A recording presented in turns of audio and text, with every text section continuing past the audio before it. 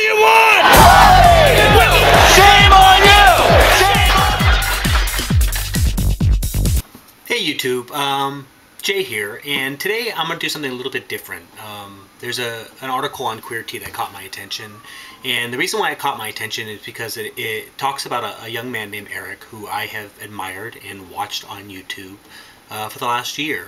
And as you all know, Queerty is a local blog, which I love, so hi Queerty. I'm a big fan of Queerty's. They featured the LeFew family multiple times on Queerty and given us props. And we've always admired the work that Queerty does, bringing gay people lots of different information, and we are constantly referring people from our blog to Queerty because I think it's a great site where we can all learn from each other. Now, before I start talking about what the issue is today, I'd like you to meet my friend Erik. Hey guys, it's Erik. Today I wasn't really feeling all that great. I was feeling kind of frustrated, a little gloomy, not happy. And usually I'm a pretty happy guy, so I'm always smiling and stuff. So that's, it's not good when I'm feeling bad. Okay, hey Erik, how you doing? We talked a little bit today, and I want you to know that my thoughts and my prayers go out to you. Erik's having a bad day today, and the reason why Erik is having a bad day is because Queerty decided to do Erik a favor, and they decided to make, to post a couple of Erik's videos from his YouTube account and basically help get Erik a date.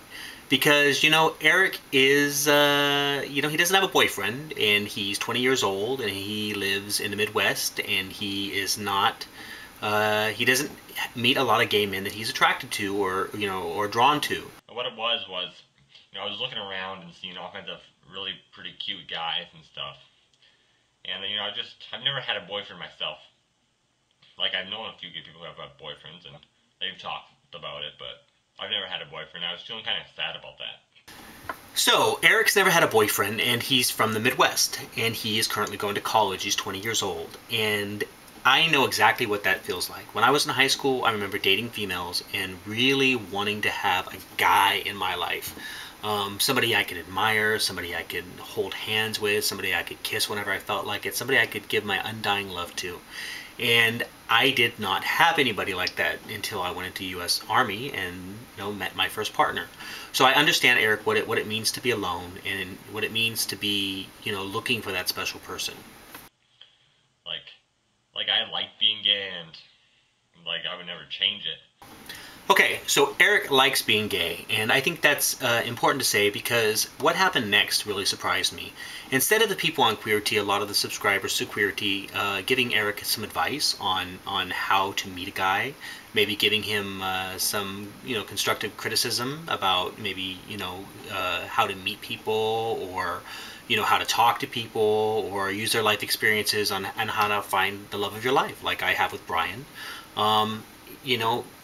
Finding a good relationship just doesn't happen overnight. It is a struggle, and it can be a lot of work. Instead, the people on Queerty decided to go on a personal attack of Erik. One by same crap, he moves his neck and his hands too much when he talks to be considered straight acting. If he wants to date, he should start by not calling himself straight acting. It's very annoying.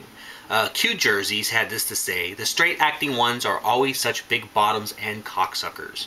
Another guy by the name of actually Erik decided to say anyone who uses the term straight acting is a potential douche. And my favorite of all, if you actually want to fuck other guys, then spare us the absurd, self-congratulatory, hetero-worshipping sissy phobia inherent in calling yourself straight acting. You don't look very straight with a dick in your mouth. So, those comments, I think, really drove me nuts this morning, and after talking to Erik, they made me even more mad. Why we as gay men get so caught up with labels and titles and what we call or how do we describe ourselves.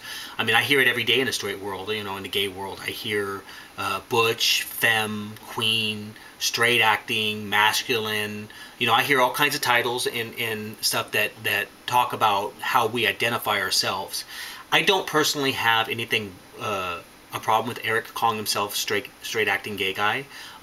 We all know what that means. It means that basically you're a gay guy who can function in society without people necessarily knowing you're straight, and that is what people would consider straight acting. And I think that it's not necessarily a negative label. I don't necessarily think it's a positive label. It's just a label. From knowing Erik for the last year, I understand that he uses that label as a way to identify with other young gay men who have not necessarily come to terms with their homosexuality and who are still trying to find themselves. And he is an inspiration to me, and I'm sure he's an inspiration to lots of other young gay men who are still closeted and who are still trying to figure out what it means to be gay. Like, you can be friends with 1,000 straight people and have them all accept you and be supportive of you, or you can also be a gay person, and this would be worse. You could be a gay person and in the closet, nobody knows, just hiding all your feelings, keeping it all into yourself, but still with 1,000 friends, and you can feel pretty sad still. And usually I don't feel sad, but like it's hard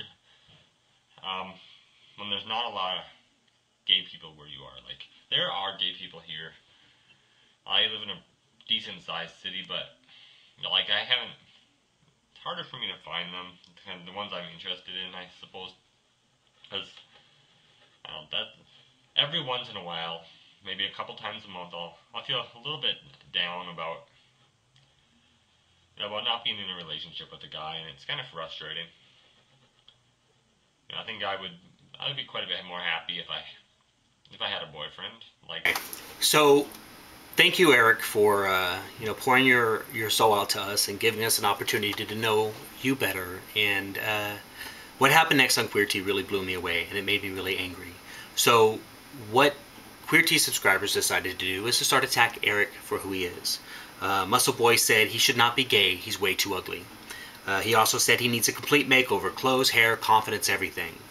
Mr. Beautiful chimed in with, yep, he's a dog, that's why he can't get laid. Then Alexandria said he needs a haircut. And Michael said he looks like the McDonald Moon Man. Now, those are just a sampling of the type of comments that Erik has been getting on Queerty.